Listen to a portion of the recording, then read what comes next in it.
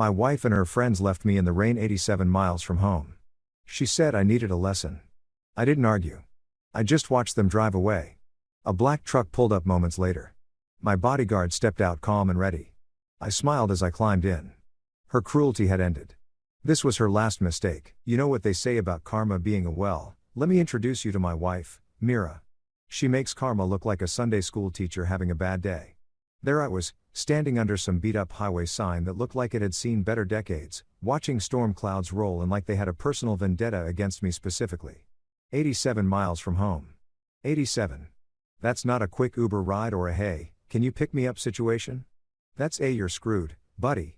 Distance that requires actual planning to survive. The rain hadn't started yet, but I could smell it coming.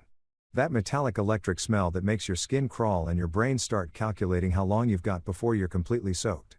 My clothes were already damp from the humidity, sticking to my back like a guilty conscience. The asphalt stretched out in both directions like a concrete river of nothingness, and the only sound was the distant rumble of 18-wheelers that couldn't care less about some guy stranded on the side of the road. But here's the kicker. I wasn't actually stranded. Not really. See, while Mira and her little crew of enablers were probably high-fiving each other in the warm, leather-seated comfort of her SUV, congratulating themselves on teaching me such a valuable lesson. I was standing there with the biggest grin you've ever seen. Because what my darling wife didn't know, what she couldn't have known was that this whole night was about to become the best thing that ever happened to me. Let me paint you the picture of how we got here. Dinner at some overpriced farm-to-table place where they charge you $28 for 3 radishes and call it deconstructed salad. Mira was holding court with her usual suspects. Rial, who thinks being loud equals being interesting. Kira, who's got the emotional intelligence of a parking meter, and Tessa, who nods along to everything like one of those bobblehead dogs people put in their car windows they'd been drinking. Not enough to be legally drunk, but enough to feel invincible and make spectacularly stupid decisions. The conversation had started innocently enough, just the usual gossip about whose marriage was falling apart and whose kids were getting arrested. But then it turned to me, like it always does when Miri's had a few glasses of wine and needs to remind everyone who's really in charge. Adrian just doesn't get it sometimes, she'd said, twirling her fork around some microscopic portion of pasta that cost more than most people's car payments. He needs to learn that actions have consequences. The other 3 had giggled like middle schoolers who just heard someone say a bad word because nothing's funnier than a grown woman talking about her husband like he's a misbehaving golden retriever who peed on the carpet. What did he do this time? Belle had asked, leaning forward with that hungry look she gets when she smells drama. These women collect other people's misery like some folks collect stamps. Oh, you know, Mara had waved her hand dismissively, questioning my decisions, asking too many questions about money, the usual controlling behavior. Controlling behavior. That's rich coming from someone who once made me return a coffee mug because she didn't approve of the font. But I'd sat there smiling and nodding, playing the part of the beautiful husband who just doesn't quite measure up to his brilliant wife's expectations. I'd gotten really good at that performance over the past 8 months. Maybe he needs a reality check, Kira had suggested, and I could practically see the wheels turning in Myra's head. Nothing gets her more excited than an opportunity to prove a point, especially when that point involves making someone else miserable. By the time we'd left the restaurant, the plan was set. They were going to drive me out to the middle of nowhere and leave me there to think about my behavior. Just for a few hours, of course, just long enough to teach me a lesson about respect and gratitude and all those other things that Myra is convinced I'm lacking. The ride had been exactly what you'd expect. 45 minutes of them laughing and congratulating themselves on their cleverness while I sat in the back like luggage, watching the miles tick by on the GPS. They picked this spot specifically because it was far enough from civilization to be inconvenient, but not so far that I'd actually die of exposure. How thoughtful. You need a lesson, Adrian, Mira had said when she finally stopped the car, her fingers gripping the steering wheel like she was trying to strangle it. Walk it off. And here's the beautiful part. I didn't argue, didn't beg, didn't even look particularly upset. I just got out of the car, closed the door with a polite little click, and stood there watching them drive away. Mara was probably expecting tears, maybe some angry phone calls, definitely some graveling when I finally made it home. Instead, she got me standing under that highway sign, grinning like an idiot as their tail lights disappeared into the distance. Because what Mira and her merry band of accomplices didn't know was that I'd been expecting this, planning for it. Actually, for months, I'd been documenting every cruel comment, every casual threat, every little joke about putting me in my place. And tonight, they'd finally given me exactly what I needed. The sound of an engine made me turn around, and there it was. A black truck rolling out from behind the abandoned way station like something out of a movie. No dramatic music, no slow-mo heroics, just a simple pickup truck with Georgia plates and a driver who knew exactly what he was doing. Rook stepped out of the truck like he'd been waiting there all night, which, knowing Rook, he probably had been. The man's got the patience of a saint and the planning skills of a military strategist, which makes sense considering that's exactly what he used to be before I hired him for what Mira thought was just a home security upgrade.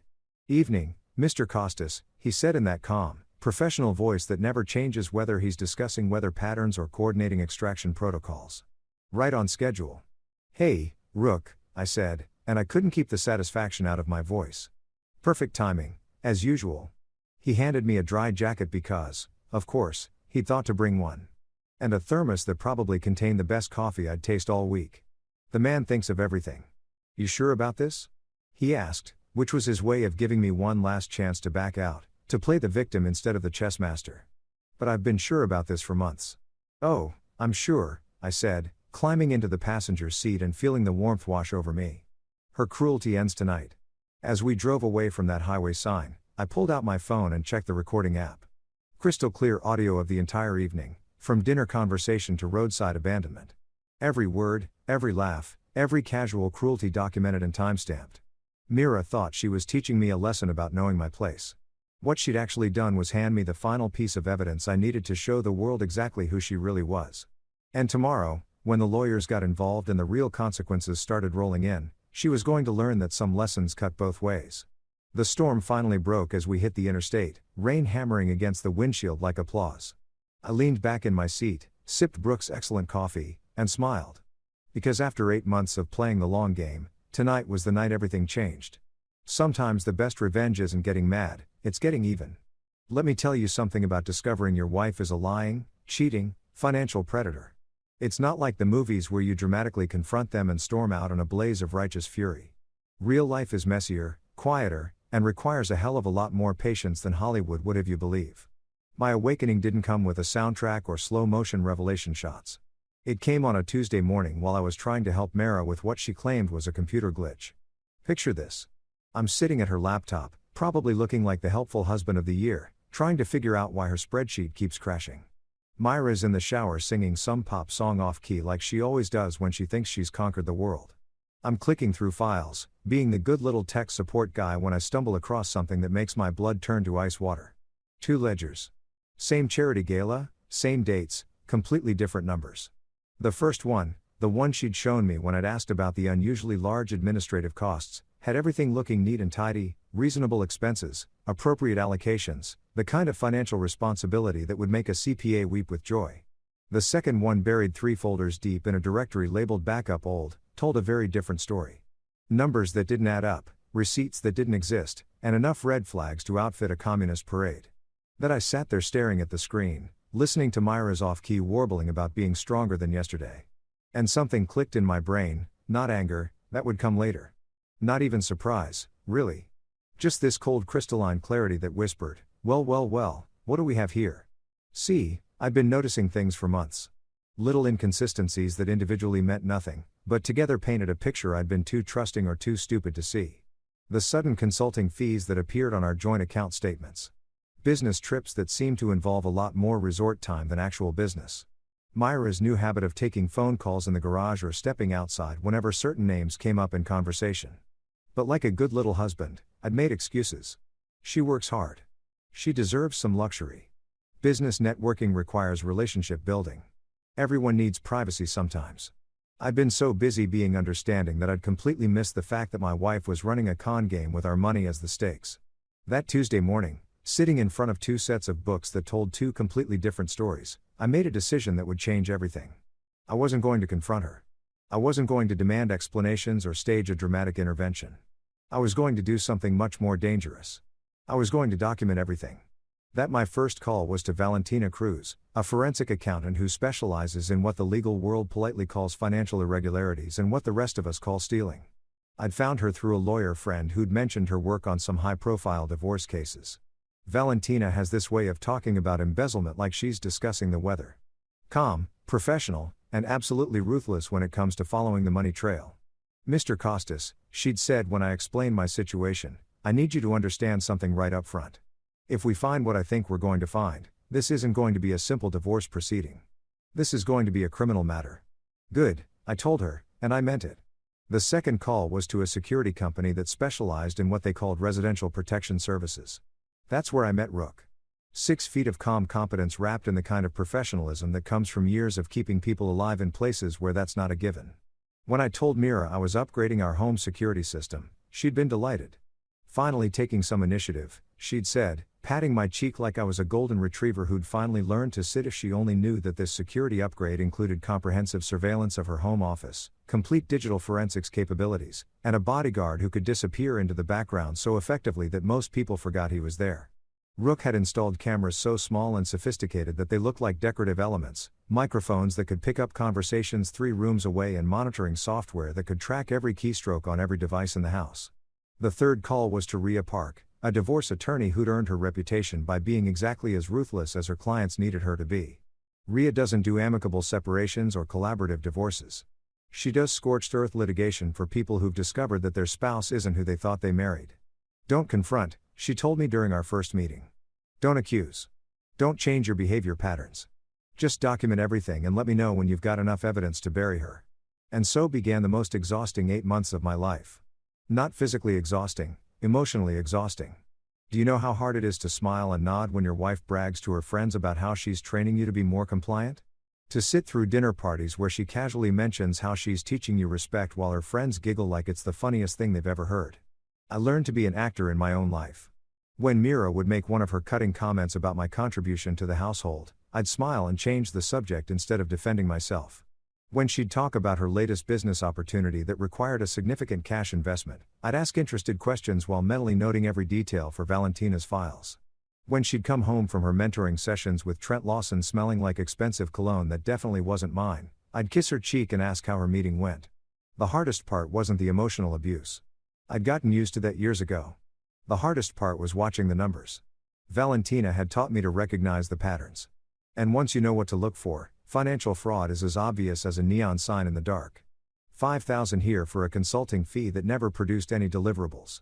$10,000 there for a business retreat that looks suspiciously like a romantic getaway.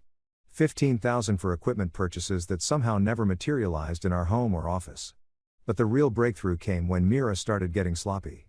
Success had made her confident and confidence had made her careless. She stopped bothering to hide her phone calls with Trent. She stopped coming up with creative explanations for her overnight trips. She started talking about me like I wasn't even in the room, discussing my behavioral issues with her friends like I was some kind of project she was working on. That's when I started recording the conversations. Not just the financial discussions, everything. Every casual cruelty, every dismissive comment, every moment when she revealed exactly what she thought of me and our marriage. The audio files piled up like evidence in a criminal case, which, as it turned out, was exactly what they were going to become. The final piece fell into a place when Valentina traced that $15,000 business retreat to a luxury beach resort where Mira and Trent had checked in under his corporate account. Same dates, same room, registered as Mr. and Mrs. Lawson. Even the room service charges painted a picture of romantic dinners and champagne breakfasts that definitely weren't about business development that I didn't rage when Valentina showed me the hotel records. I didn't punch walls or throw things or do any of the dramatic stuff that men in movies do when they discover their wives are cheating. I just added the paperwork to the file, thanked Valentina for her thorough work, and went home to smile and nod through another dinner conversation about Myra's mentoring relationship with Trent. Because by then, I wasn't Adrian the victim anymore. I was Adrian the prosecutor, building a case that would stand up in court and destroy the carefully constructed lies that had become my life. And every day that Mira thought she was getting away with it, every casual cruelty and confident theft was just more evidence for the pile. Patience, it turns out, really is a virtue. So there I was, sitting in Rook's truck like some kind of refugee from my own marriage, watching the windshield wipers fight a losing battle against the storm that was turning the highway into a river. You'd think after being abandoned by your wife and her merry band of sociopaths, the logical move would be to go home, maybe call a lawyer, definitely start planning your revenge. But here's the thing about revenge. If you're going to do it right, you need to think 3 moves ahead, like chess, but with higher stakes and more potential for public humiliation. Where to, boss? Rook asked, and I could hear the subtle question underneath. He knew the plan as well as I did, but he was giving me one last chance to take the easy road, to go home and pretend this was just another one of Myra's teaching moments that we'd laugh about someday. Except we both knew there wouldn't be any laughing and there definitely wouldn't be a someday. Riverton Hotel, I said, pulling out a credit card that Mira didn't know existed. Time to disappear for a while. The Riverton isn't exactly the Ritz, but it's clean. It's got decent security cameras, and most importantly, it's the kind of place where the night clerk actually pays attention to details. Like when a guy shows up at 11:30 on a Tuesday night, soaked to the bone and looking like he's been through hell. The kind of details that make for excellent witness testimony when you need to establish a timeline. Rook dropped me off at the front entrance, and I made sure to walk slowly past every camera between the parking lot and the front desk. Not because I was trying to be dramatic. Okay, maybe a little bit because I was trying to be dramatic, but because I needed this whole night documented from every possible angle. When you're building a case that's going to destroy someone's life, you don't leave anything to chance. The night clerk was this kid who couldn't have been more than 22, all earnest concern and customer service training. He took one look at my soggy clothes and immediately went into crisis management mode. "Sir, are you all right? Do you need medical attention? Should we call someone?" "Just a room," I told him, sliding my emergency credit card across the marble counter, "and maybe a towel if you've got one handy." His name tag said Marcus. And Marcus was the kind of employee who takes his job seriously. He didn't just check me in. He documented everything. The time, my condition, my polite refusal of medical assistance. He even noted in the system that I'd arrived via taxi when I casually mentioned it, which wasn't technically true, but wasn't technically false either. Rook's truck could be a taxi if you squinted hard enough and had a flexible relationship with the truth. The room was standard business hotel fare, beige carpet, generic art, and a bed that had seen better decades. But it had something more valuable than luxury amenities. It had a timestamp on everything. Key card access and room phone system, even the pay-per-view menu that I definitely wasn't going to use, but that would show I was here and not somewhere else planning elaborate revenge schemes. I ordered room service, just soup and coffee, nothing fancy, and made sure to have a nice long conversation with the delivery guy about the weather and how terrible it was to be caught out in a storm like this. Poor guy probably thought I was just making small talk, but every word was going into his memory bank for later recall. People remember conversations, especially when they involve someone who looks like they've been through the ringer. That's when my phone started ringing. The first call came at 12:17 a.m. and the caller ID made me smile. Mira home. Because of course, she'd saved herself in my phone as home instead of just using her name. Everything with Mira had to be a statement about ownership and control that I let it ring. Then I let the next 3 calls ring, too. The voicemails started around 12:45, and they were exactly what I'd expected. First came amusement. "Adrian, don't be such a drama queen. Call me back when you're done pouting." Classic Mira. Turn your victim's reasonable response to abuse into evidence of their emotional instability. Then came annoyance. "This is ridiculous. You're acting like a child. I'm not playing this game with you." Notice how it was never her fault, never her problem. I was the one being unreasonable for not appreciating her creative approach to marriage counseling. By 1:30 a.m. she'd moved on to actual anger. "You're embarrassing yourself, Adrian, and you're embarrassing me. Whatever point you think you're making, you've made it. Now come home and we'll talk about this like adults." Like adults. That was rich coming from someone who'd literally abandoned her husband on the side of the highway like a broken down car. But here's where it got interesting. The cavalry started arriving around 2 a.m. first. Belle tried her hand at emotional manipulation. "Adrian, honey, Mira is really worried about you. We all are. This isn't like you. Please just call and let us know you're safe. We all are, right? Because nothing says genuine concern like a group text coordinating your guilt trip strategy." Kira went with threats. "Look, Adrian, I don't know what kind of stunt you think you're pulling, but this is getting out of hand. Mira is talking about calling the police and reporting you missing. Is that really what you want?" Yes. Threaten to involve law enforcement because that always works out well when you're the ones who committed the actual crime. But Tessa, sweet, simple Tessa, that's where things got really beautiful. See, Tessa had been drinking all night, which meant she'd completely forgotten that subtlety was supposed to be part of their strategy. Her voicemail was a masterpiece of incrimination. "Adrian, oh my God, we're so sorry. We didn't think you'd actually stay out there. It was just supposed to be funny, you know, like a prank. Mira said you needed to learn your place, but we didn't mean for it to go this far." I played that message 3 times, just savoring the pure, unfiltered admission of guilt. Then I saved it to the cloud because you can never be too careful with evidence that good. Around 3 a.m., they must have had a strategy meeting because the messages suddenly got coordinated. All 3 of them started sending variations of the same theme. This was all a misunderstanding. They were just trying to help our marriage. They never meant for me to actually walk home in the ring. Classic abuser playbook. Minimize, deny, shift, blame. But the crown jewel came at 3:47 a.m. in the form of a video message from Tessa's phone. The four of them, clearly drunk, toasting with champagne glasses in what looked like Myra's living room. To teaching Adrienne a lesson, Mira said, raising her glass with a smile that would have made a shark proud. Some people need to learn things the hard way.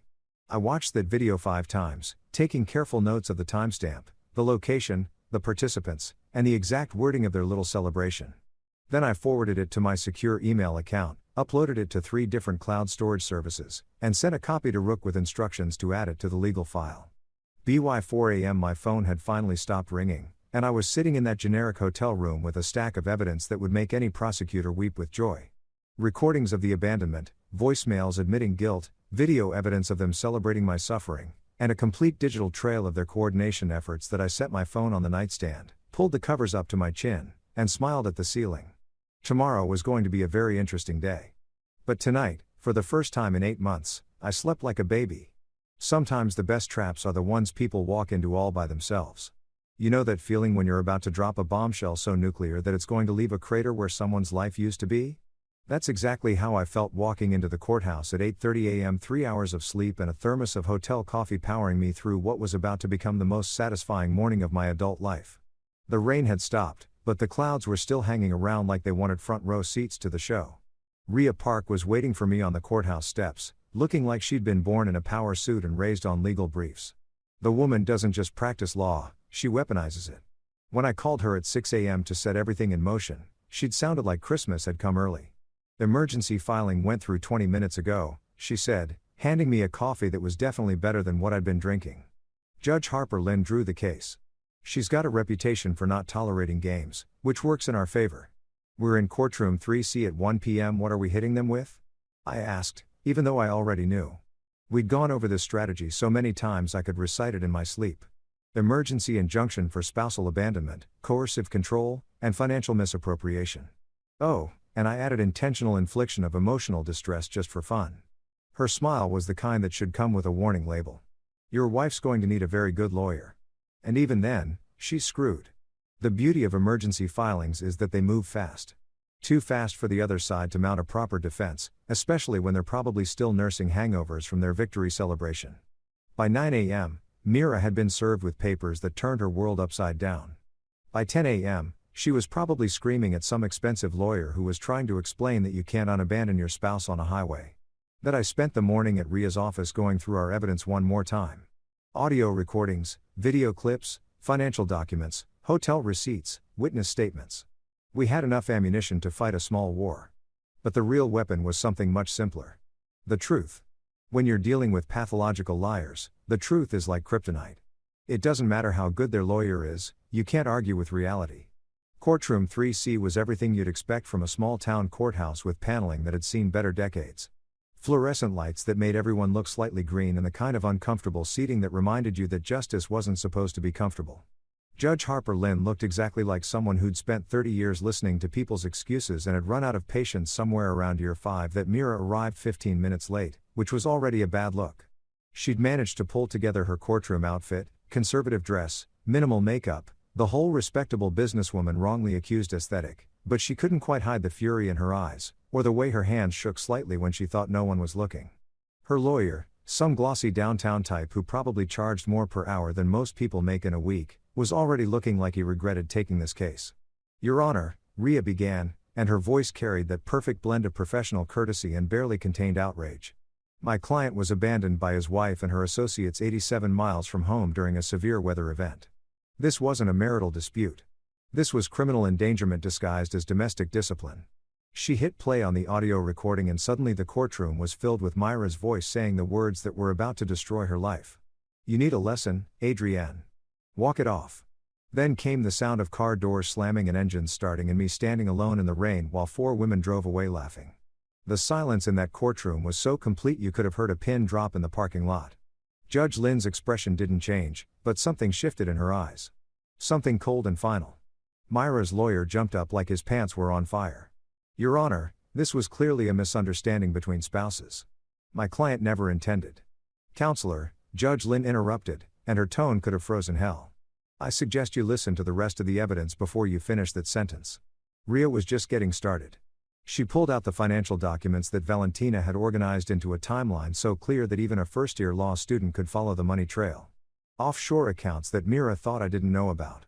Corporate credit cards used for personal expenses, consulting fees that went to companies that existed only on paper. Your Honor, we have documented evidence of systematic financial abuse spanning 18 months, Ria continued, spreading the papers across the table like a poker player revealing a royal flush. The defendant has been embezzling from both marital assets and her employer's charitable fund. That's when things got really interesting.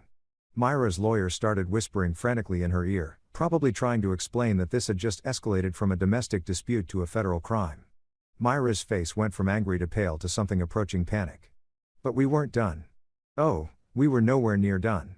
Furthermore, Your Honor, Ria said, and I could hear the barely contained glee in her voice. We have video evidence of the defendant and her co-conspirators celebrating the commission of this crime. The courtroom's big screen lit up with Tessa's drunken video masterpiece. For women raising champagne glasses, Myra's voice crystal clear to teaching Adrienne a lesson. Some people need to learn things the hard way. Their laughter echoing through the speakers like the sound of their own doom. Judge Lynn watched the entire video without blinking.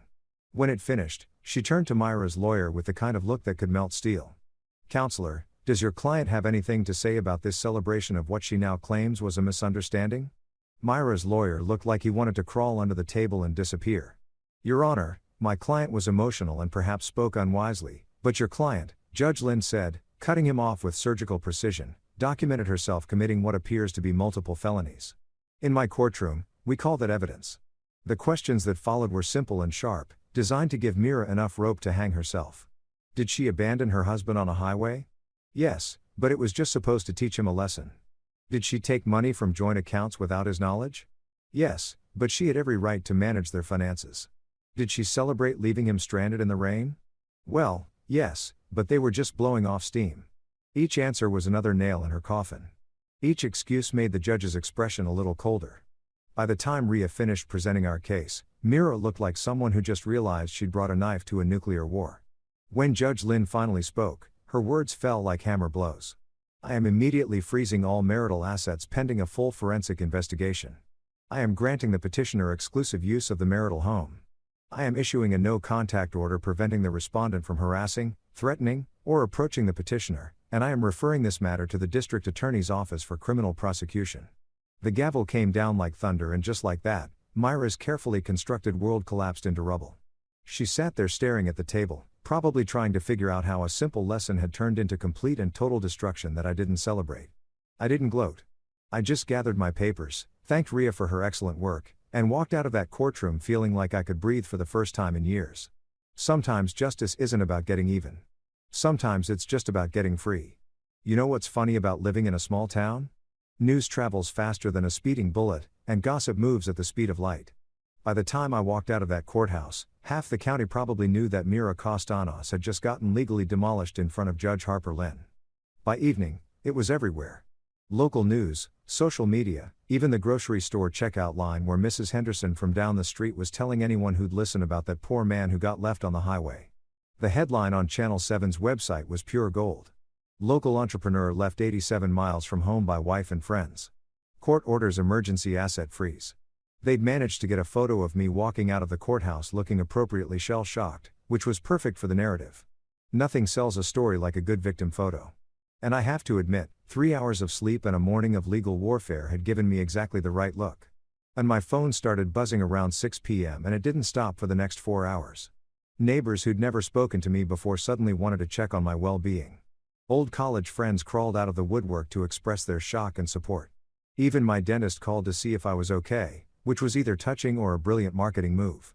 I couldn't quite tell which, but the real entertainment was happening in the digital underground where I wasn't supposed to have access. See, one of the many things Mira didn't know about Rook's security upgrade was that he'd managed to mirror the group chat she used with her 3 accomplices. Every message, every photo, every moment of panic was being automatically forwarded to a secure server that would make everything admissible in court. And let me tell you, watching that chat meltdown in real time was better than cable television. Started around 7 p.m. with Belle, who apparently had the emotional intelligence of a house plant. What the actual hell just happened? I thought this was supposed to be a simple domestic thing. Kira jumped in next because Kira always has to be the voice of reason. Even when reason left the building hours ago, we need to shut this down now. Delete everything. I mean everything. Photos, texts, all of it. But Tessa, bless her heart, was way ahead of them. Too late. My cousin works at the courthouse. Says they have video of us from last night. The champagne thing. We're so screwed. That's when Mira finally showed up in the chat. And you could practically feel the rage radiating through the screen. Everyone calm down. This is just Adrienne being dramatic. It'll blow over in a week. Belle wasn't buying it. Blow over. Mira, they froze your bank accounts. This isn't blowing over. This is blowing up. The conversation devolved from there into a masterpiece of panic, blame shifting, and spectacular stupidity. Kira wanted to hire a crisis management firm. Tessa thought they should all get lawyers. Belle suggested they claim it was performance art, and Mira was still convinced she could somehow spin this as a misunderstanding between loving spouses. But the real bombshell came around 9:00 p.m. when my phone rang with a number I recognized, my younger cousin Quinn. Now Quinn and I had never been particularly close, mostly because Quinn had a talent for making spectacularly bad life decisions and then expecting the family to bail her out. But when she called that night, her voice was shaking like she'd seen a ghost. Adrienne. Oh God, I'm so sorry. I'm so sorry. Sorry for what, Quinn? I need to tell you something about Mira. About what she asked me to do. And that's when the last piece of the puzzle fell into place. Turns out my dear wife had approached Quinn 6 months ago with a proposition that was equal parts clever and disgusting.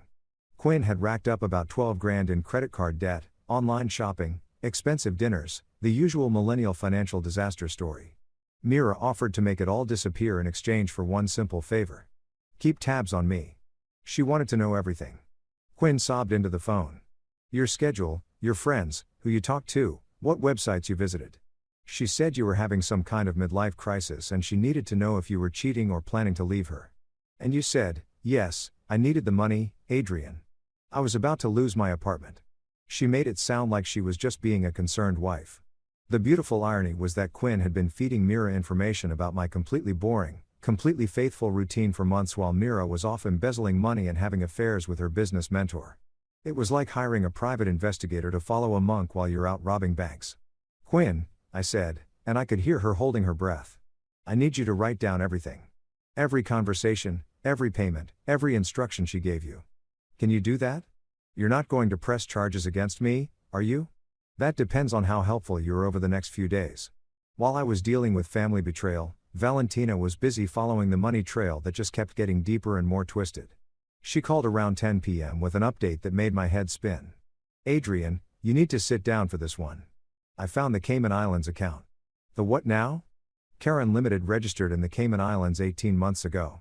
Primary beneficiary, Mara Kostanos. Secondary beneficiary, Trent Lawson. They've been moving money through this shell company for over a year. The numbers were staggering.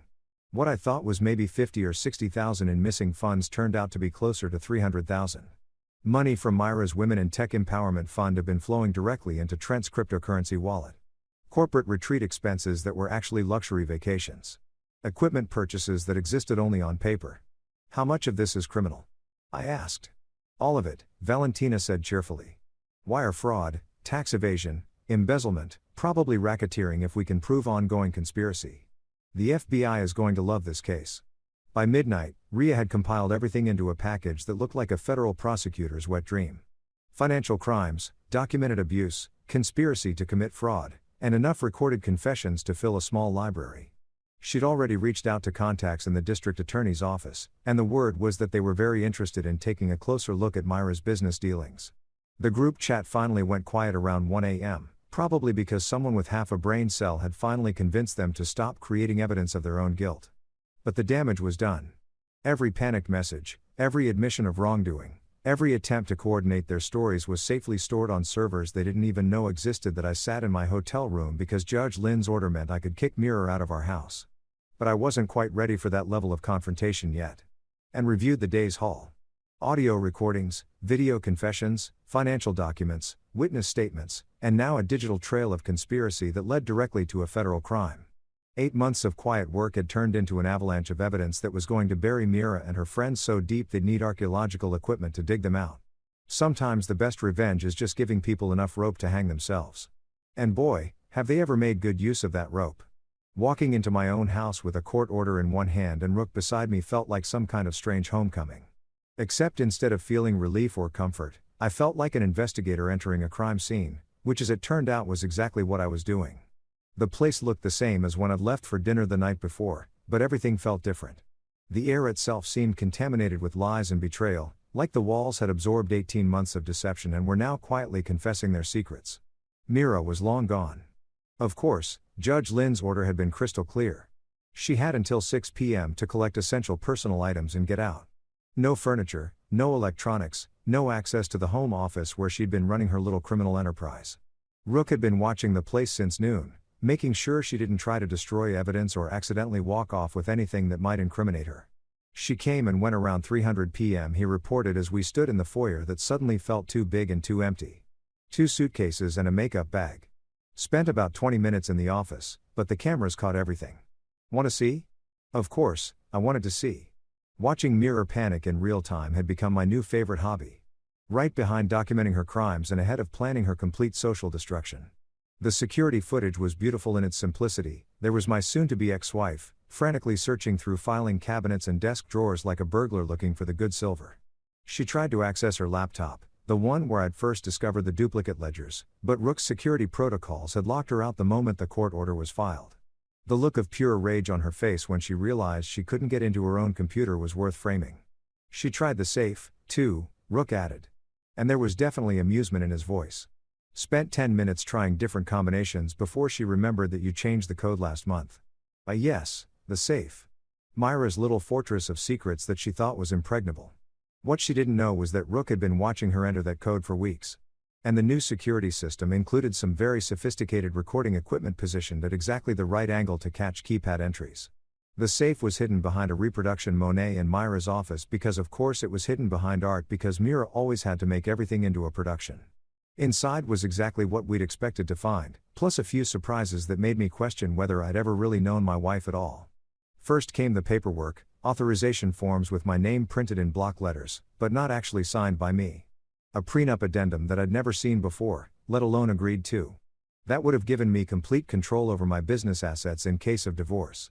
Insurance policy changes that made her the sole beneficiary of accounts I didn't even know existed. It was like finding a blueprint for identity theft written in legal jargon. Then came the personal stuff, which was somehow worse than the financial crimes. A jewelry box containing a diamond bracelet I'd never seen before with a card that read to my brilliant partner in crime T. The handwriting was definitely masculine, definitely not mine, and definitely evidence of an affair that had been going on a lot longer than I'd suspected. But the real treasure trove was in the filing cabinet that Mira had been frantically searching through on the security footage. Valentina arrived around 7:00 p.m. with her color-coded binders and forensic accountant superpowers. And within an hour, she'd organized 18 months of financial fraud into a timeline that read like a masterclass in embezzlement. "Look at this," she said, spreading documents across what used to be Myra's desk and was now apparently evidence central. "Every single transfer to Karen Limited corresponds to a major event in your marriage. Fight about money. 10,000 gets moved offshore. You question a business expense. Another 15,000 disappears into crypto." The pattern was so clear it was almost insulting. Mira had been using our marital problems as cover for systematically looting our assets. Every time I brought up financial concerns or asked reasonable questions about spending, she'd escalate the emotional conflict to distract me while moving money out of accounts I could access and into ones I couldn't even see. "This one's particularly clever," Valentina continued, pointing to a series of transfers from last spring. "She reported these as charitable donations on your joint tax return. But the money actually went to a shell company owned by Trent's business partner. They're not just stealing from you, they're using you as an unwitting accomplice in tax fraud." Ria showed up around 8 p.m. looking like a prosecutor who'd just been handed the case of the century. She took one look at the evidence spread across the office and started making phone calls to contacts in the financial crimes unit. "This isn't just divorce court material anymore," she said after hanging up with someone who was apparently very excited about financial fraud cases. "The FBI has a task force specifically for this kind of cross-border embezzlement. They're going to want everything." That's when things got really interesting. While Ria was coordinating with federal investigators and Valentina was organizing evidence into prosecution-ready packages, I decided to do some investigating of my own. See, I knew Mira better than anyone, and I knew she had a weakness for keeping trophies of her victories that I found them in the bedroom in a shoebox hidden in the back of her closet like some kind of psychopath scrapbook. Screenshots of bank transfers, printed emails between her and Trent discussing their exit strategy, photos of expensive purchases made with embezzled money, and at the bottom of the box, a handwritten list titled Adrian's Training Progress with dates and notes about my behavioral modifications. Reading that list was like getting punched in the stomach with a dictionary of psychological abuse. March 15. Successfully redirected his questions about Caribbean trip into argument about trust. April 22 convinced him that asking about consulting fees shows controlling behavior. May 8 used friends to reinforce message about knowing his place in relationship. Every fight we'd had, every moment of self-doubt she'd created, every time she'd made me feel like I was being unreasonable for asking basic questions about our finances, it was all documented like a science experiment. She'd been systematically destroying my confidence and gaslighting me into submission while stealing everything we'd built together. Jesus Christ, Rook said when I showed him the list. And coming from a guy who'd spent years in places where people tried to kill him on a regular basis, that was saying something. But here's the thing about evidence. It's only as good as your ability to use it. And we were about to use all of it to destroy the carefully constructed lie that had been my marriage. Ria had already filed amended charges that included federal crimes. Valentina had traced the money trail all the way to the Cayman Islands and back. And I had documentation of psychological abuse that would make any jury want to lock Mira up and throw away the KA. By 10 p.m. the house that had been my prison for 18 months had been transformed into command central for the most comprehensive takedown in recent legal history. Every room told a story of deception. Every document revealed another layer of fraud, and every piece of evidence pointed toward the same conclusion. Mira had never loved me, never respected me, never seen me as anything more than a convenient mark in an elaborate con game. But you know what? For the first time in years, I felt like I was exactly where I belonged. Not because the house was mine again, though that was nice, but because I was finally telling the truth instead of living someone else's lies. And tomorrow, the whole world was going to know exactly who Mira Castaños really was. If you've never seen a sociopath realize their entire world is about to implode on live television, let me tell you, it's simultaneously horrifying and deeply satisfying. The hearing for temporary support and control of our business assets was supposed to be a routine legal proceeding. The kind of dry administrative stuff that makes court reporters fall asleep at their keyboards. Instead, it turned into the legal equivalent of a public execution broadcast on local access TV because Judge Lynn believed in transparency for high-profile cases. Mira showed up 45 minutes late, which was either a power play or evidence that she'd spent the morning throwing up from stress, probably both. She'd assembled what looked like half the legal talent in the state. 3 lawyers in suits that cost more than most people's cars. All of them looking like they'd rather be literally anywhere else on earth. Lead counsel was some hot shot from Atlanta named Harrison Keller, the kind of guy who charges $800 an hour to tell rich people their problems aren't their fault.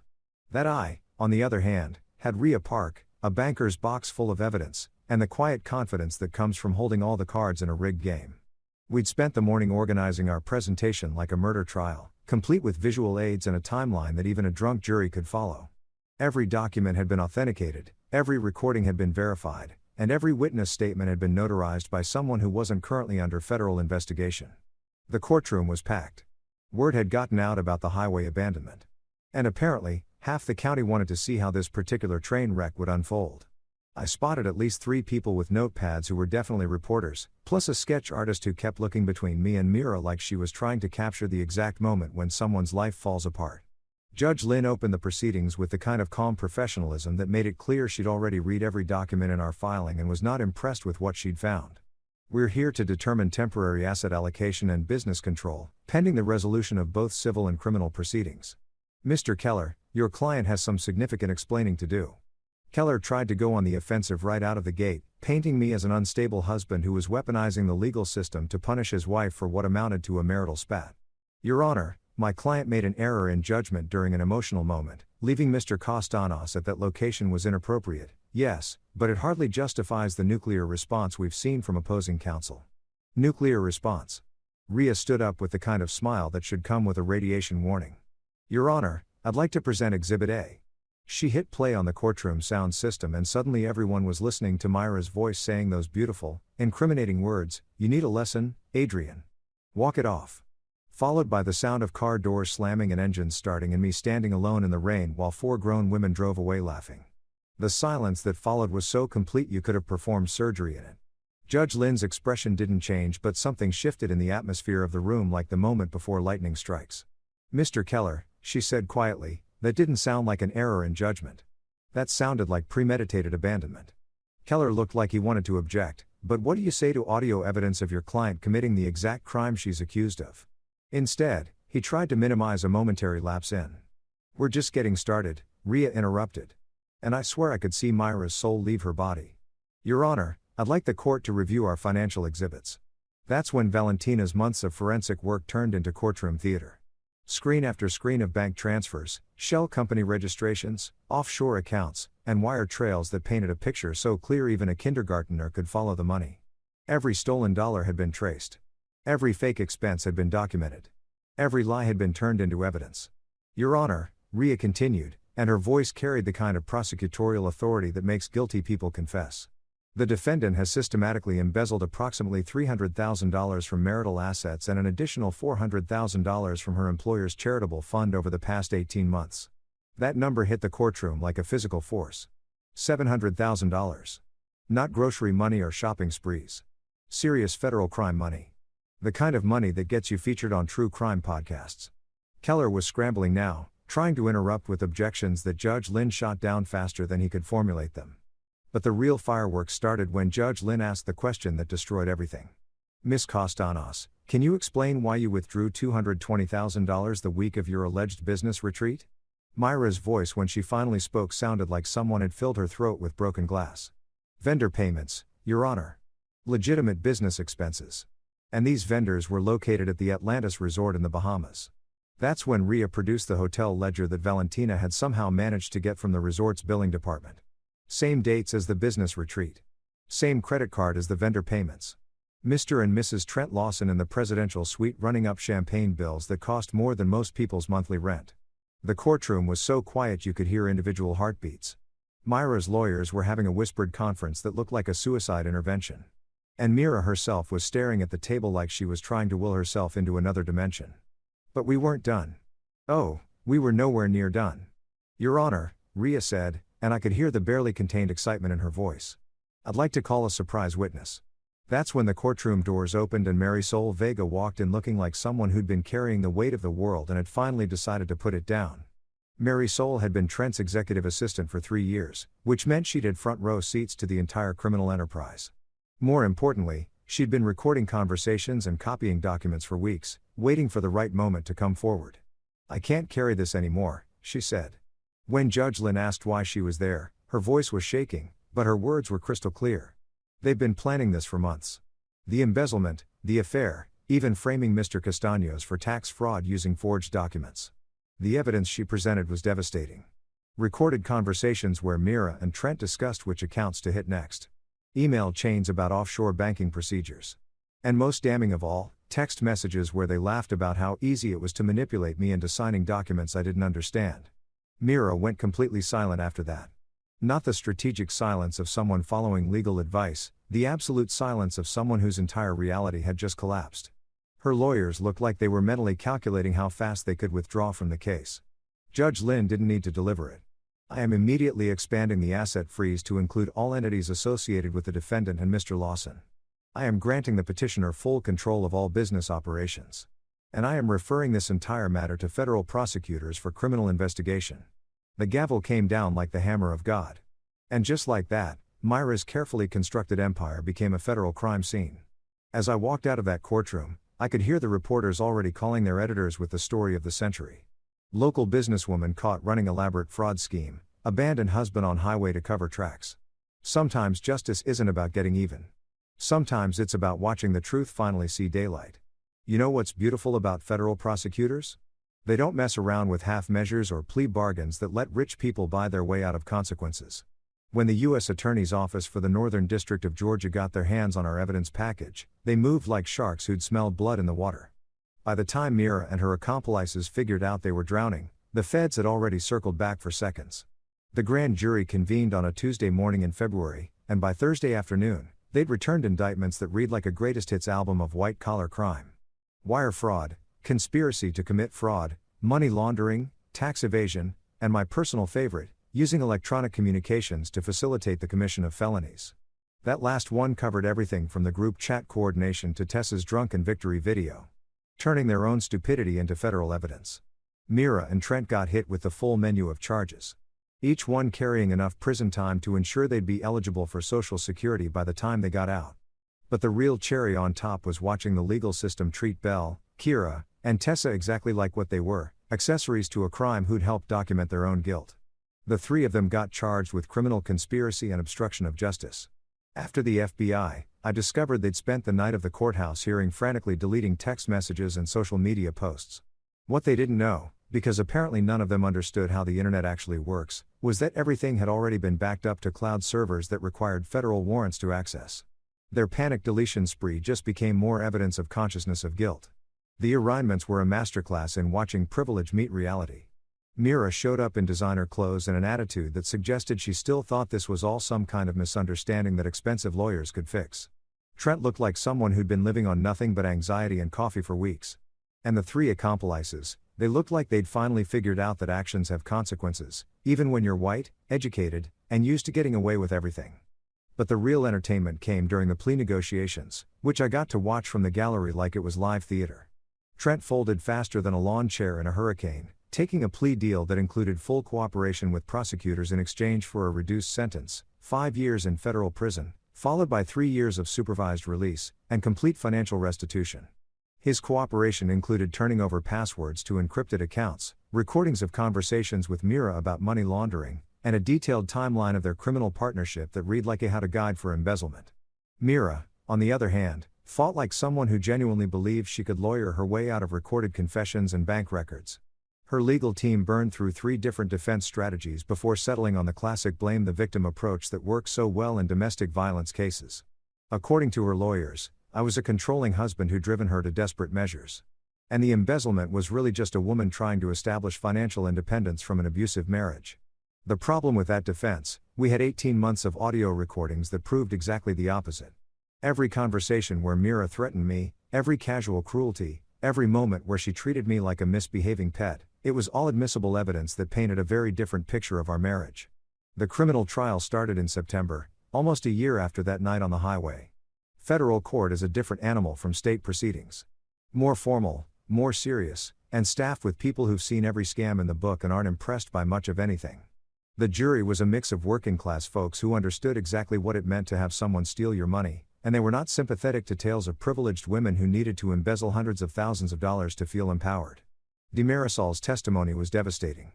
3 days on the witness stand walking the jury through recorded conversations where Mira and Trent discussed their exit strategy and laughed about how easy it was to manipulate me into signing financial documents. She'd kept meticulous records, dates, times, amounts, even screenshots of text messages where they celebrated successful transfers to offshore accounts. But the moment that sealed Myra's fate was when the prosecutor played the audio recording from that night on the highway. Not just the abandonment, the entire evening, from dinner conversation to roadside cruelty. The jury got to hear Mira discussing her plans to teach me a lesson while she was actively stealing our money and cheating with her business partner. The verdict came back after 6 hours of deliberation. Guilty on all counts. Wire fraud, conspiracy, money laundering, and tax evasion. The judge called their crimes an elaborate scheme motivated by greed and executed with callous disregard for the victim's well-being. Sentencing was 3 weeks later and Judge Richardson delivered the kind of judicial smackdown that law students will probably study for decades. Mira got 4 years in federal prison followed by 3 years of supervised release, complete financial restitution, and a lifetime ban from working in financial services. The judge specifically noted that her pattern of manipulative behavior and complete lack of remorse made her a danger to any future victims. Trent got his 5 years as agreed, but the judge made it clear that his cooperation was the only thing standing between him and a much longer sentence. Mr. Lawson, you were an adult when you chose to prey on the trust of charitable organizations and exploit your professional relationships for personal gain. The only reason you're not facing a decade in prison is your willingness to help us understand the full scope of this criminal enterprise. The 3 accomplices got probation and community service, plus fines that would keep them financially uncomfortable for the foreseeable future. The judge was particularly harsh with Belle, noting that her active participation in the highway abandonment showed a level of cruelty that goes beyond mere conspiracy. But the real consequence, the one that probably hurt more than prison time, was the complete destruction of their social and professional lives. The story had gone national by then, Picked up by true crime podcasts and social media accounts that specialized in wealthy people getting their comeuppance. Myra's Women in Tech Empowerment Fund became a punchline about how not to run a nonprofit. Trent's consulting business collapsed when clients realized their advisor was a convicted felon. Even their friends abandoned them. The social circle that had enabled and encouraged their behavior suddenly developed collective amnesia about ever knowing them. Country club memberships were quietly revoked. Professional associations issued strongly worded statements about ethical standards.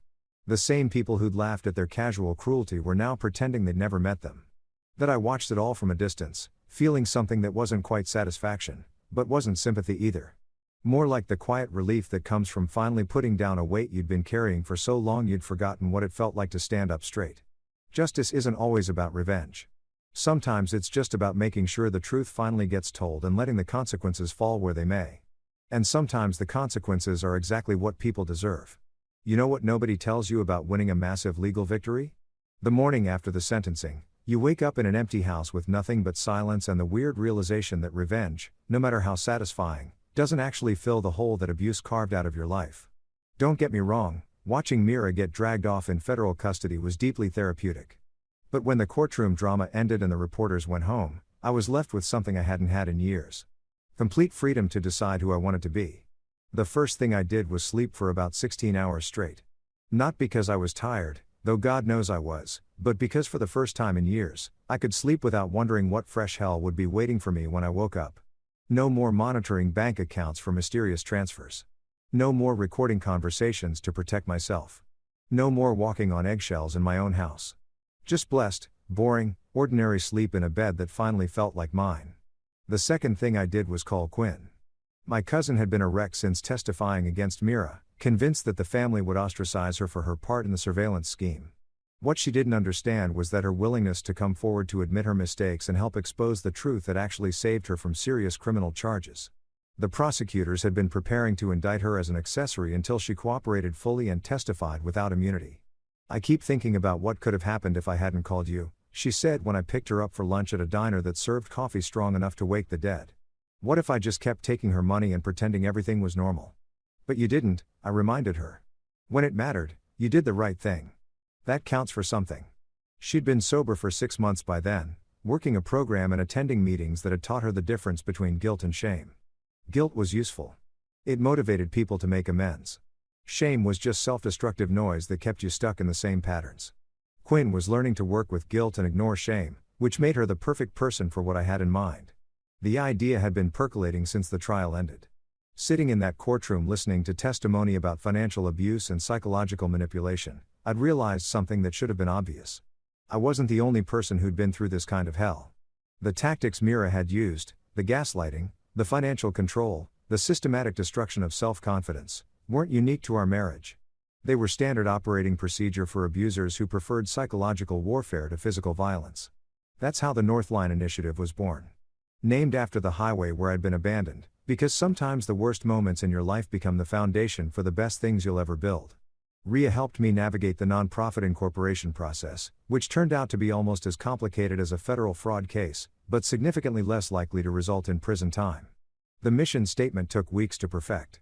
To provide practical support, legal guidance, and emotional validation for individuals escaping financial coercion, psychological abuse, and social humiliation in intimate relationships. Valentina was the first person I called about volunteering. "You want me to do what?" she asked when I explained the concept. "Run a forensic accounting clinic twice a week. Teach people how to recognize financial abuse, document it properly, and protect themselves legally. Think of it as pro bono work with the potential to prevent federal crimes." She agreed immediately, which didn't surprise me. Valentina had spent her career following money trails that led to destroyed lives, and the chance to intervene before the destruction was complete appeal to her sense of justice.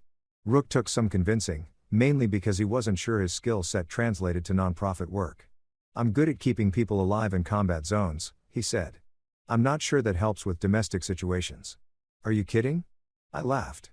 "You taught me how to document evidence, maintain operational security, and execute a long-term strategic plan while living with someone who wanted to destroy me. That's exactly what our clients need to learn." The training program he developed was brilliant in its simplicity. Personal safety protocols that didn't require military training, paper trail management that any adult could learn, de-escalation techniques that worked in suburban kitchens as well as war zones. Most importantly, he taught people how to recognize when a situation was escalating beyond their ability to handle safely and how to get help before it became a law enforcement matter. That we rented an old brick building downtown that had good security, plenty of natural light, and enough space for private counseling sessions. The decor was deliberately unintimidating, comfortable furniture, warm colors, and absolutely no motivational posters about strength or courage. People in crisis don't need platitudes, they need practical help and genuine validation. Quinn became our best hotline volunteer, which made perfect sense once you thought about it. She understood manipulation from both sides, as someone who'd been manipulated by addiction and as someone who'd participated in manipulating others. When panicked callers reached out at 2 a.m., convinced they were losing their minds, Quinn could talk them through the reality check they needed. "You're not crazy," she'd tell them, walking them through the same basic steps every time. Freeze the credit card he doesn't know about. Screenshot that threatening text message. Take photos of any physical evidence. Forward that email to a secure account. And remember, you don't have to solve everything tonight. You just have to document what's happening and keep yourself safe until tomorrow.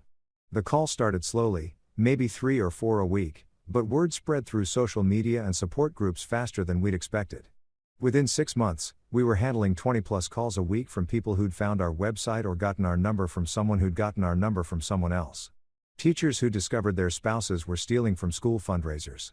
Small business owners whose partners were embezzling from company accounts. Stay-at-home parents who'd been systematically cut off from family finances. And convinced they were too stupid to understand money. Each case was different in its specifics, but identical in its pattern. Someone with power using that power to control, manipulate, and abuse someone with less power. The tools varied: financial control, social isolation, psychological manipulation, but the underlying dynamic was always the same. What surprised me was how many men called. The cultural narrative about domestic abuse focuses heavily on women as victims, which makes sense given the statistics. But financial and emotional abuse crosses gender lines more than people realize. And men who find themselves trapped in controlling relationships often have even fewer resources than women. They're embarrassed to admit they're being abused by someone smaller or weaker. Ashamed that they can't just man up and fix the situation. Isolated from support systems that assume all abusers are male, that we help them all without judgment or demographic requirements. Because abuse is abuse, regardless of who's doing it or who's suffering through it. To be by the end of our first year, we'd helped 47 people escape abusive situations, prevented an estimated $2 million in financial fraud, and established partnerships with 3 law enforcement agencies that now referred cases to us regularly. Most importantly, we'd created something that would outlast my anger, outlast my need for revenge, and hopefully outlast me entirely. A place where people could come when they felt like they were drowning and leave with a life preserver and a map to shore. Sometimes the best way to heal from trauma isn't to forget it happened. Sometimes it's to make sure it never happens to anyone else. 18 months after that night in the rain, when I thought I'd finally put Mira and her particular brand of poison behind me, she managed one last spectacular display of her complete inability to learn from consequences. The letter arrived on a Tuesday, because of course it did. Tuesdays being the universe's preferred day for delivering emotional sucker punches, with the Georgia Department of Corrections return address that made me smile before I even opened it.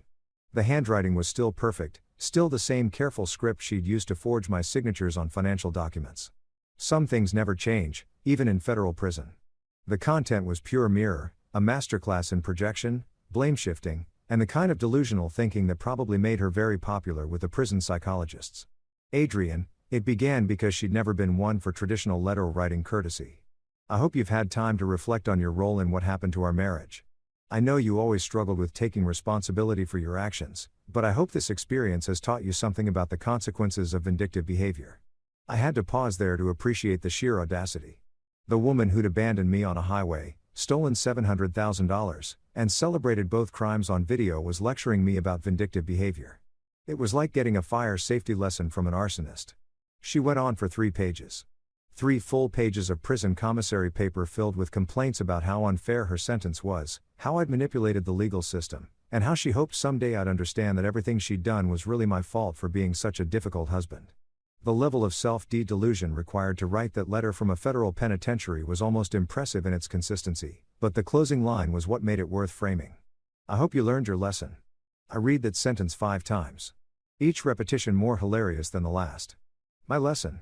As if the moral of this story was that I should have been more grateful for the privilege of being psychologically tortured and financially abused by someone who thought cruelty was a teaching tool. That I walked into the Northline Initiative office the next morning with the letter in my hand in a frame I'd picked up at the dollar store right there on the wall next to our mission statement to provide practical support, legal guidance, and emotional validation for individuals escaping financial coercion, psychological abuse, and social humiliation. I hung Myra's final masterpiece of narcissistic delusion. New office art? Quinn asked, reading over my shoulder. Educational material. I corrected a reminder of what we're fighting against. The lesson Mira thought she was teaching had nothing to do with the lesson I actually learned.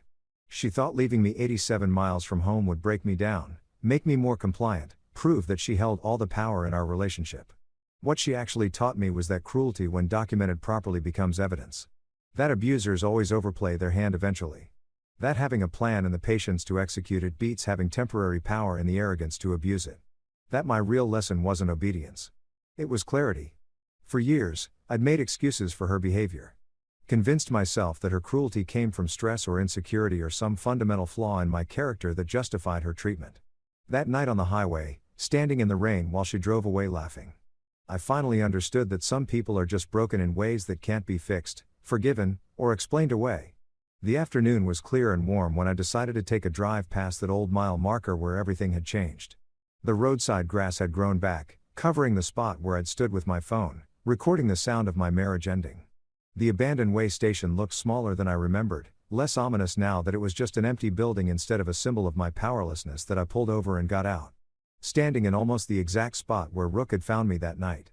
No storm this time, no drama, just quiet afternoon sunlight and the distant sound of traffic that had somewhere important to be.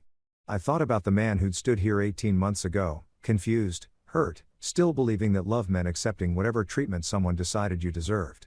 That man was gone, replaced by someone who understood that love without respect is just elaborate abuse. That kindness without boundaries is just enabling. And that sometimes the most loving thing you can do is refuse to participate in someone else's dysfunction. That I felt nothing standing there. No anger, no sadness, no lingering resentment. Just the kind of peace that comes from finally understanding that some chapters of your life end not with resolution, but with acceptance. Mira thought leaving me in this spot would teach me my place in the world. Instead, it taught me that I didn't have to have a place in her world at all. The drive back to town was quiet and easy, past familiar landmarks that felt like home again instead of crime scenes. The Northline Initiative was hosting a support group that evening. 8 people who'd found the courage to document their abuse and the strength to escape it. Each of them had their own version of a highway moment. Their own realization that they deserved better than the treatment they'd been accepting. Mira had been wrong about almost everything, but she'd gotten one thing right. I had learned my lesson, just not the one she thought she was teaching.